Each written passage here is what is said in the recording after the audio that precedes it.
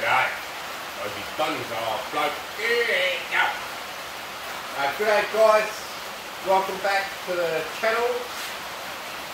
Finished the Adelaide Bonsai show, had a great time there, talked to a lot of people.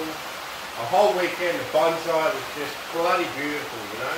Had a fantastic time. All my trees in the display, you know, everyone put in a lot of hard work, but it was great fun. Anyway, as you might be able to hear, we're having a beautiful rainstorm outside, bloody beautiful. And we love the rain here. As much as it wants to give us, keep on raining, because we love it. Beautiful. Yeah, anyway, I guess, yeah, back to normal video. Today we've got a peppercorn tree. I'm going to do some work on the peppercorn tree. It's been repotted, I don't know, probably 4 years ago, maybe 3. A long time ago. It was quite a small pot. And last year I never trimmed it at all. This year we're going to talk about it and trim it. Right, so what I'm going to do with this tree is just trim it and weed it and maybe have a bit of a look at the deadwood. I will actually show you the deadwood now actually. So this tree I collected from the neighbour's house years and years ago. Neighbour moved out and they were doing a demolition of the whole property so they could do a subdevelopment, and I haven't done any work on this. If anyone knows anything about peppercorn, you'll know it's a very soft internal wood, and if you have a look at some old peppercorns in the wild, they hollow out really easily and get some really gnarly old trunks on them. So that's the peppercorn, and there's some branching up there, and you'll be able to see this wood gets very soft and flakes off. There will be a spider in here, 100% somewhere. I don't know, can you see him? I can't see him, but there will be one in there. There's a millipede by the looks, maybe killed by the spider, maybe alive, I don't know. But you can see it gets super soft.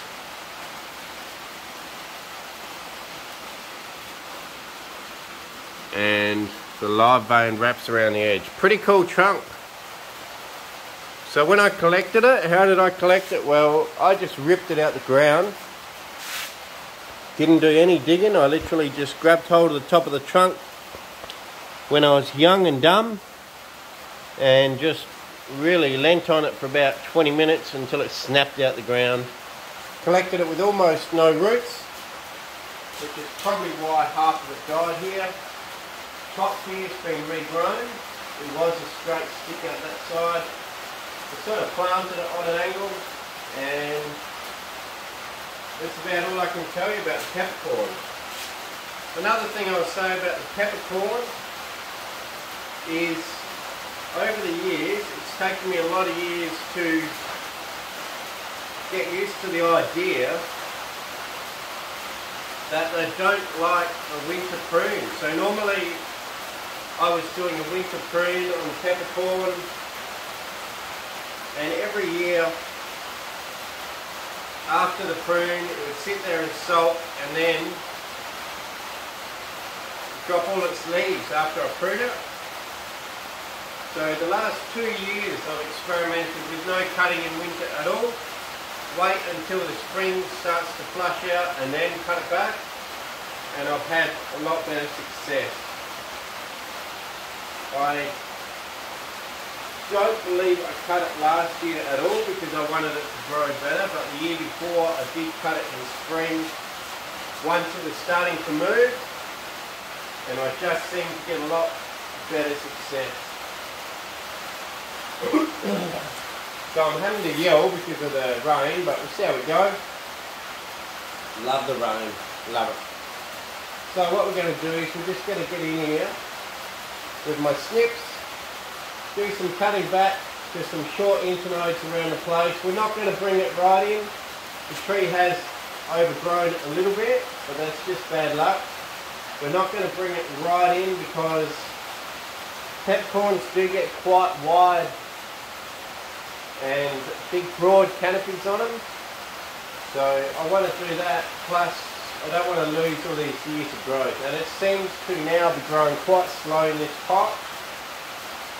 Originally when it was in a training pot it was super fast grower, but it has definitely slowed down now, which is fine, because now I want to try and get some more twigginess to the branches and try and let it naturally droop down a little bit, but I'm not going to force it. I've seen some peppercorns where people droop every branch down like this. Okay, weeping skull, like a, what do they call those things? Like a willow? Oh, yeah, I just really scratched my eye. Like a willow, but I don't think it looks that great. It looks too contrived, too forced if I make it all weeping everywhere.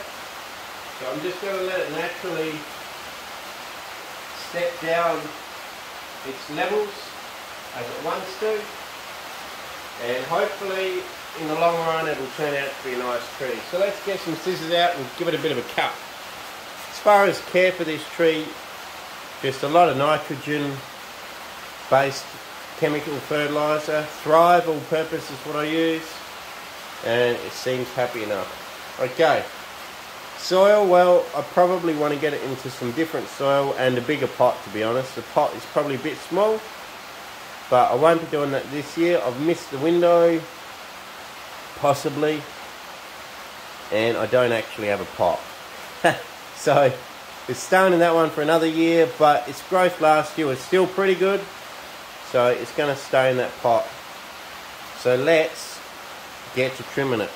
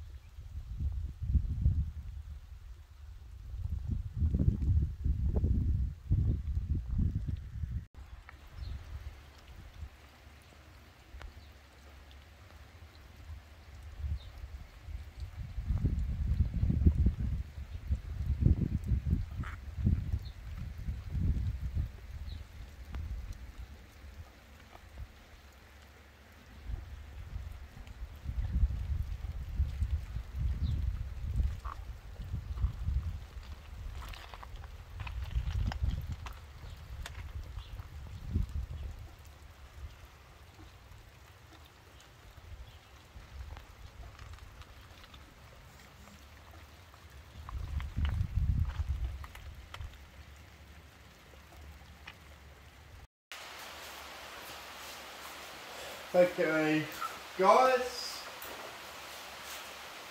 time for a bit of a trim. So I've done a bit of weeding. It's still raining, beautiful.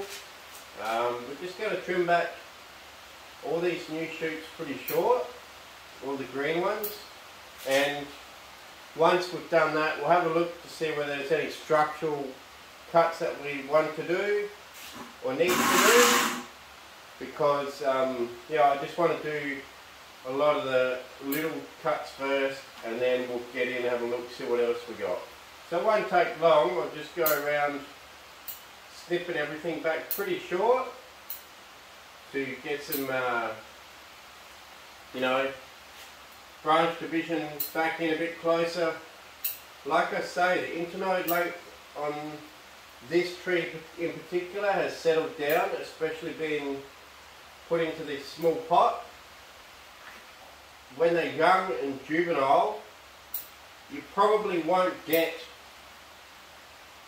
the close internodes too much, but as they get more mature in their pot, more confined in their pot, because we are restricting the root system, they, you know, start to get finer and finer growth and smaller internodes to cut back to. So we're going to give it a good trim now. This is just before it's going to put out its spring growth.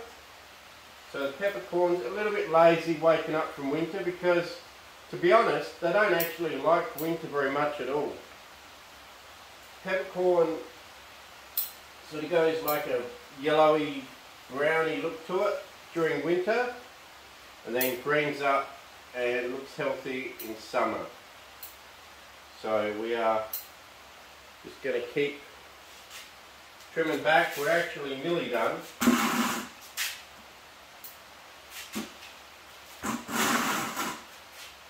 One thing I will say, working on a peppercorn tree, is the smell. The smell that you get is just beautiful. Just an amazing, beautiful smell. And it's worth having a peppercorn just so that you can smell this smell while you're working on them. One of the best smelling trees getting around in my book. I don't even know whether there's a better smelling tree, you know. As kids, bit of a story, as kids, when we used to play in the pepper tree, we'd wonder how Grandma would find us. She'd come walking down the block and be like, you boys, get out of that pepper tree before you hurt yourselves. You fall down. I don't want to tell your mum that you fell out the tree. Well, we wondered, how the heck does she know that we're up in that peppercorn tree? Well, you know what? My grandma was a fairly smart old lady, and basically she would smell the smell of the peppercorn tree and realise, you know, those little buggers are up in the tree, because that tree doesn't put out smell unless something's starting to ruffle its feathers. And that was us up in the tree. So there's a bit of a story for you.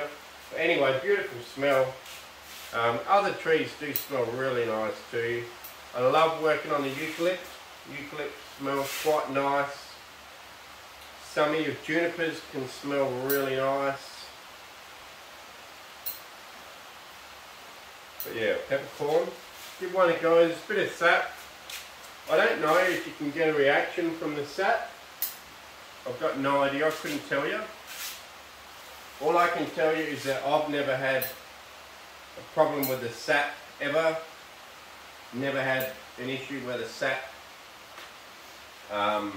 you know, gave me any sort of a rash or reaction. But anyway, every individual is different. I feel like it's fine and it should be fine. You do get quite sticky with all the sap. Now, pretty well cut back here. Sort of did move a little bit around the tree. When you want to work on a tree, you want to do a consistent area, walk around and consistently work on one area, because if you do what I just did and talk and cut here and a bit there and a bit here, then you stand back and look and realise that you missed a crap load of branches. So just keep that in mind. Methodically go through one area, work to another area, methodically go through the whole thing. Peppercorn, as you know, or as you can see, I think they call that a compound leaf. So, yeah, compound leaf, like an ash tree. About all I can tell you. Right. Pretty happy with that. All the long green shoots have been cut back to short little internodes. I'm going to leave all the old leaves on. But then basically, I think what we should do is possibly put it on big turntable, give it a bit of a spin, and just look for any areas where it should probably be cut back a little bit. Okay, some structural stuff. So, you know, I'll put it on one of Adrian Eggleston's turntables.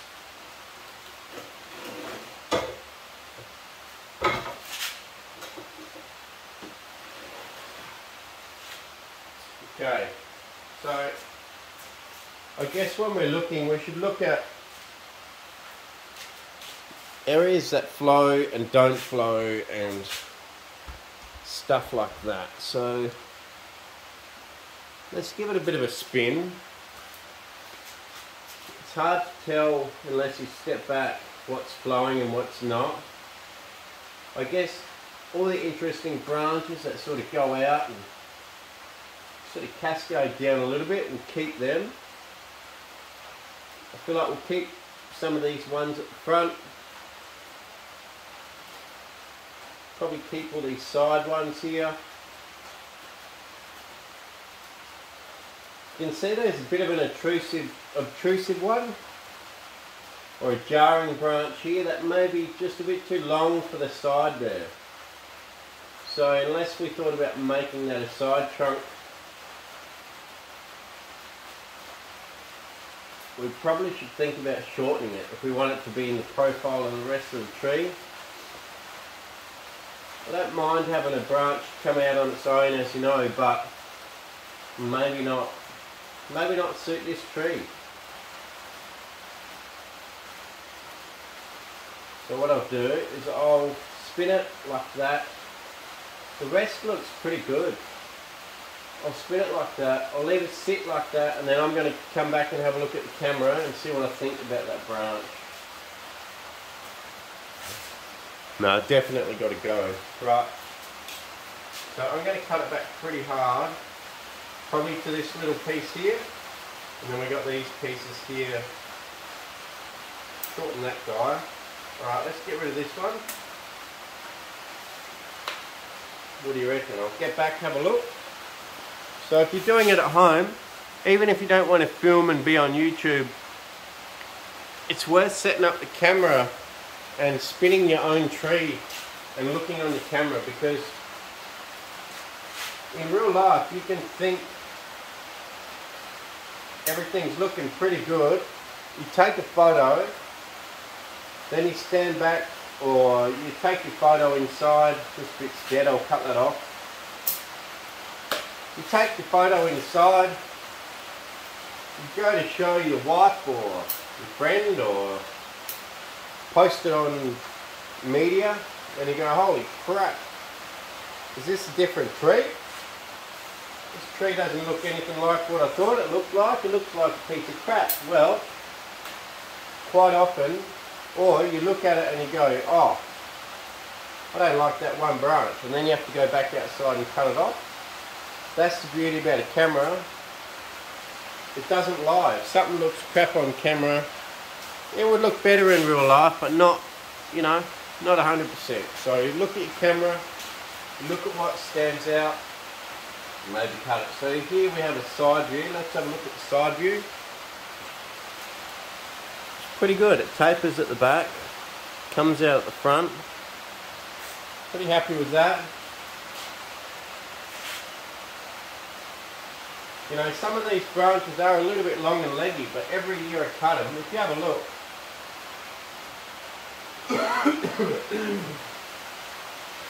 every year I cut them, quite often what happens is they don't really divide into two. They just sort of send out one shoot. So let's look at this little branch here. A long leggy branch, just like a lot of them, with the odd divisions.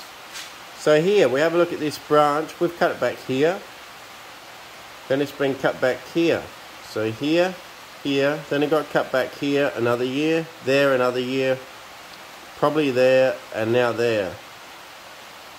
Shit, I just moved the camera too much. There, there, there, there, there, and there. So that's 5 years worth of cutting that branch back. So that's a 5-year-old branch. And as you can see, it's maybe just starting to put out a side shoot now. That's okay, because at least it still gives you some interest in that branch. So you can see that branch is still, even though it's a long branch, it's still interesting. Just like this one here. Originally cut here, probably cut here, definitely cut here, then cut there last year, and then cut there that year. So that's 5 or 6 year old branch too. And although it's reasonably straight with only one side shoot now, it's still interesting because it does move and change direction where you cut it. So you can see where it was cut here, now it gets this subtle little bend. It's still interesting. So we're gonna keep a lot of the long branches. We're not going to cut it right back hard today. We want to leave this tree to look nice and full. And some trees, you know, if you just keep cutting them back hard to where there's, I won't call it straight because it's not straight. I have, as I said, those subtle little bends everywhere. But if you cut it back to where there was more branches dividing, okay, so if you had a long, we'll call it a long shoot, but not straight, a little bit twisty. If we cut it back in hard here, so this branch here has got no side shoots, cut it back to here, do that over the whole thing, all of a sudden you've brought the tree right back to nothing. And chances are, every year that you do cut it again, in 5 years' time, you could end up with the exact same tree again, and then want to go back in and cut it again. The thing is, not all trees put out 2 or 3 shoots everywhere where you cut them. Some trees are just a little bit more leggy. They're just leggy trees. So I'm not going to go way backwards with this tree. I'm happy with the, you know, the outside, I guess, silhouette frame of this tree. And we're going to keep a lot of that leggy stuff on this one. If it was something else that we knew sent out a lot of shoots, like an olive, and you had a lot of these long shoots, you know if you cut it back, it's going to give you a lot of division. Here, I know if I cut it back, it probably still won't, so we're going to leave it how it is. So, apart from a few more dead branches in here,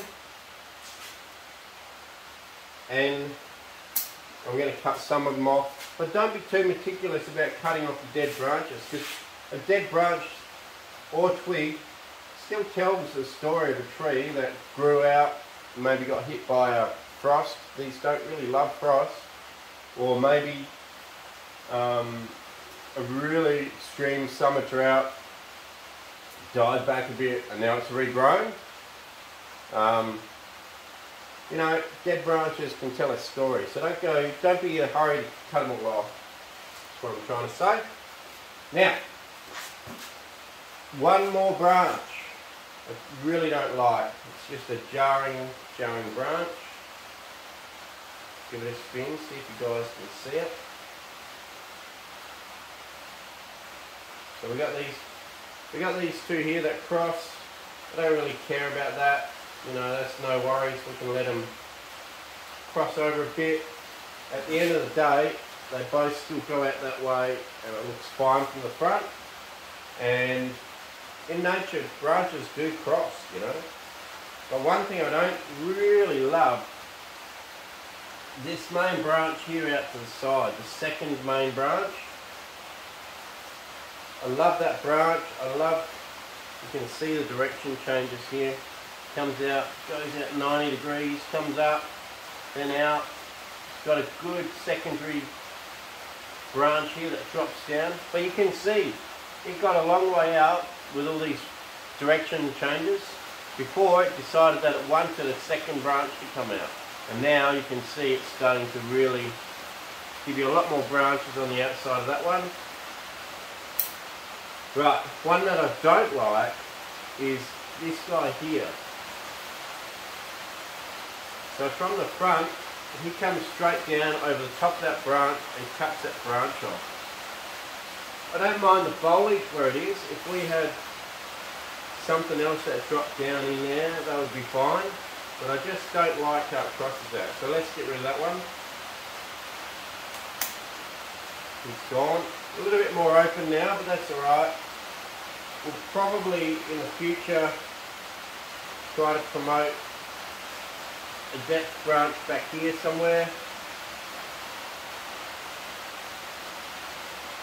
and maybe have something back here for a bit of depth. But for now, you know, there is some depth back there. It's not too bad. There's a little bit of depth.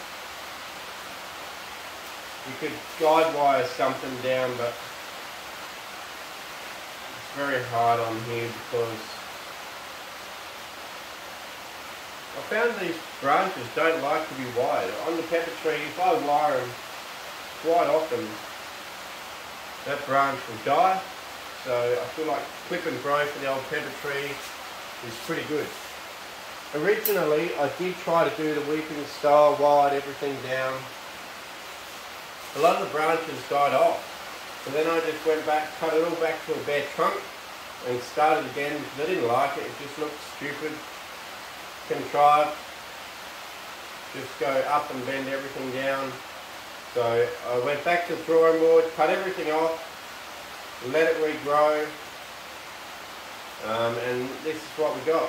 This tree I've actually been looking after for close to 13 years.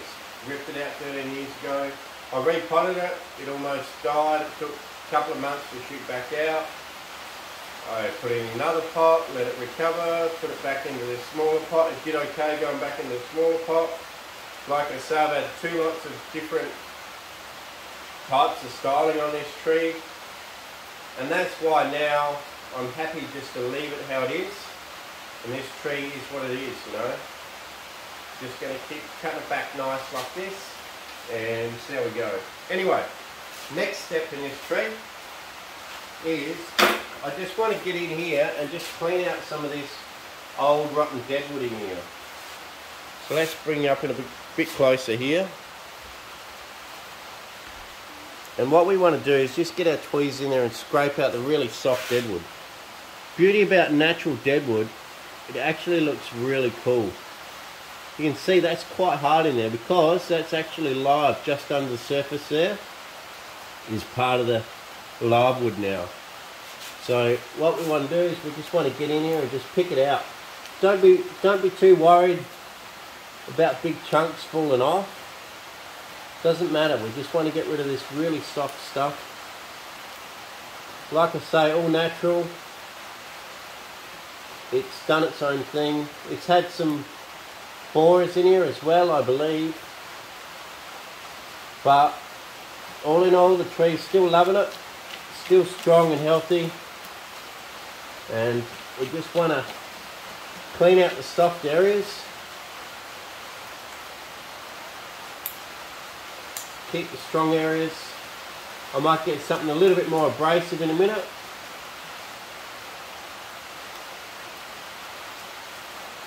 And yeah, we just want to pick it all out, clean out all the soft stuff.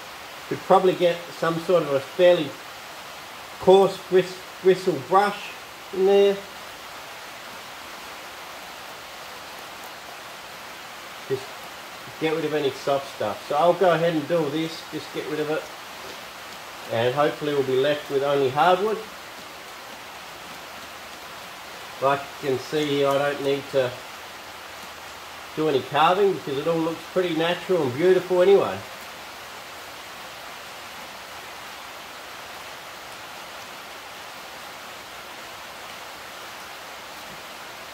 This tree has settled down a lot. Originally it rotted out really quick. Now this wood actually is maintaining its shape and its hardness pretty well. Okay, so not a lot of extra wood is actually rotted out. I will take rid of. I'll get rid of some of this soil in here. Okay, I'll really get rid of some of this because that's helping to rot it out too fast. But already, I don't know if you can see that, I'm starting to get some roots up in here growing from the inside of the trunk. Because we've actually got to where it's actually part of the live wood now. And now it's growing on the inside. So that's probably as much as we need to remove from there. I'll just pick off a couple of little extra little bits of soft stuff in here.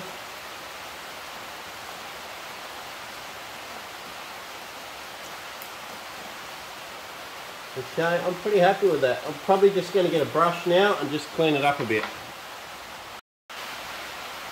Okay, so we got the brush out. I've already been brushing it, to be honest. I didn't want to bore you with a full brush, so I've been brushing away. Got the YSL toothbrush out. Hope you don't miss that. And we'll just keep on brushing away here and just clean it out. But I'm pretty happy. It's coming along pretty well. Alright, you can see all in here, nice and clean now. Got rid of a lot of that soft stuff. I don't know where that bloody spider went, but the old spider's gone and she's bloody beauty. Right, so let's finish cleaning that off. Maybe sweep the moss a little bit. Keep the moss all nice. Wash that off later. I know some of you guys or girls will ask about what I'm going to do about the moss on the trunk. Well, I don't know. And you can see it flakes, this bark flakes off beautiful like this. Just flakes off. And then it just produces more every year anyway. So, am I fussed about the moss on there? Not really. Been on there for the last 10 years and still have nice bark coming through, so I think we'll probably leave it, you know. Well, now I've gone ahead and put dirt on my brush and brush dirt into all the wood. So I'm pretty happy that that rest of that wood in there is fairly solid, you know. There might be a few soft bits, but pretty bloody solid, you know. Not bad at all. Not too bloody bad. Not too shabby, as they say. Right, let's now, final thing on this tree, I'm just going to go and get something.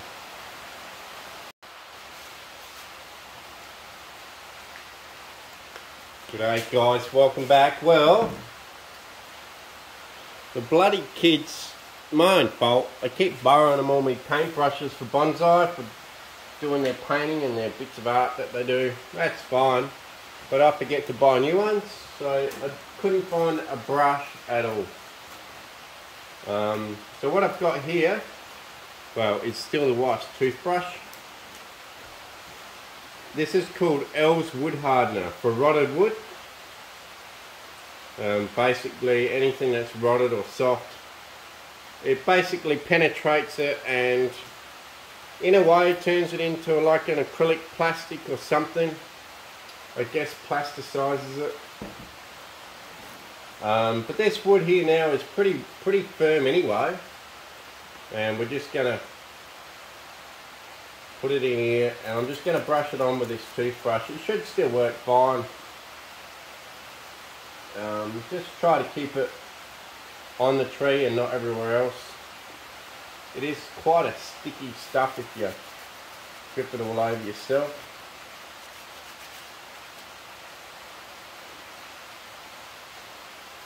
And I just want to get it all in the wood, let it soak in. I may well come back here and do it again in another half hour. Okay, I'll let this lot soak in, maybe half an hour, I'll come back. It's a little bit awkward because it's dripping all over me because I'm having to work above myself, which is making it drip everywhere, but should be right. We'll just get all this deadwood treated in here, make sure you get in everywhere. It's got to a point now on this tree where the deadwood I'm happy with, rotted out to a pretty happy level, where it creates a lot of interest in this tree. Really makes this tree. Without all this deadwood, this tree would be a pretty ordinary tree, to be honest. It would be nothing, just a straight trunk. Oh, damn it. Shit. Ooh. Lost my toothbrush. It would be a pretty ordinary tree without this deadwood feature straight down the front. So you know, deadwood is a great thing, but now we've got to a point, like I say, where it's perfect for it, you know. We don't want more, we don't want less, we just want it to stay as is now. And this stuff seems to work. It really gets in there and soaks into the wood, makes it hard. Ideally, you would have dry wood to have it soak in better. But I do have a bit of an issue with dry wood. It was raining outside when I brought this tree in, so it's not overly dry. Try not to drip it in your soil too much. Possibly what I should be doing is putting a rag over the top of the pot so that it falls on that. Maybe I will. I won't be lazy, I'll go and get one. Okay, so cover your pot like that, not for your pot's sake, for the sake of the soil. We don't want to be dropping in all this glue into the soil, because I'm sure putting basically glue into your soil wouldn't be a great thing. Probably, the tree would probably still be fine, but I don't know. Just doesn't seem right, does it? Mind you, those Bunnings bloody starter trees. You go in there and they've glued the soil on. It's just amazing. They actually just glue it on. How anyone can water them, I mean, I guess you could soak it in a bucket, but how you can water one and keep it alive is amazing, and probably the reason most people kill their Bunnings bonsai, you know. It's the old glue in the soil. So yeah, interesting video today. Showed you around a little bit of rain. Working on this, saving the deadwood. Oh, another question people will probably ask me: when this dries, does it go shiny? And the quick answer is yes, it does go a little bit shiny, but it does dull off in time. Or you could come in here with a wire brush or a copper brush and just scratch it up a little bit, and that would get rid of some of the shine and, you know, make it look a little bit more natural again. So this probably definitely will shine up a bit, but I'll come back and show you guys this tree when this is all dry. So I'm pretty happy. It seems to be soaking in pretty well.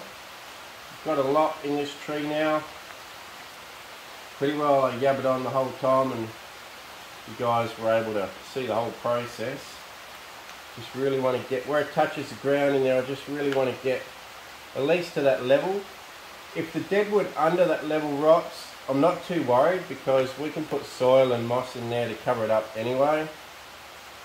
Just mainly the deadwood above that soil level we really want to try and keep now, because like I said, it's got to a point where it's beautiful and we don't want to be losing it, you know. We want to be keeping it. It's bloody beautiful and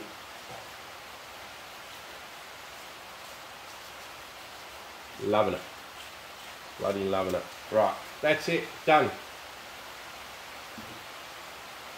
I know I'm just sort of jabbering on while I keep working on that, but there you go, guys. As you can see, this stuff, it's quite expensive. It's water-based as well, so it should be fine. And water-based actually helps it soak into the wet wood better than if it was oil-based wood hardener. I don't know if you can get oil-based wood hardener, but anyway, quite expensive, but you can see I only used a very minimal amount of this. This will last a long time. Could even last 10 years, you know. So worth buying. Preserves the wood. I'll show you guys when it's dried out a bit. Cheers. Okay guys, well, there you go. It's fairly dry. Why is it seeming like that? Anyway. Okay, so it's fairly dry, and you can see, zooming in like that, it's still got a bit of a shine, but it's not too bad, to be honest. It's pretty good. Loving the colour. Right, let's go back, have a final look, and that'll be it for this tree. Cheers guys, thanks very much. Alright guys, let's have a final look at this tree. Give it a final spin. Clean up this bench a little bit. Clean up the bench a bit and we'll be cooking with gas. Cooking with gas, man.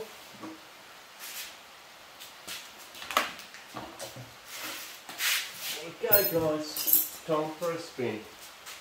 So there you go, gave it a bit of a trim, cleaned out the soft bit of deadwood, treated the deadwood, and there you go. Looking pretty good. This pot was a freebie on the side of the road, believe it or not. Someone posted on Marketplace and said, bonsai pots side of the road, free. First to pick up gets it, so I raced out.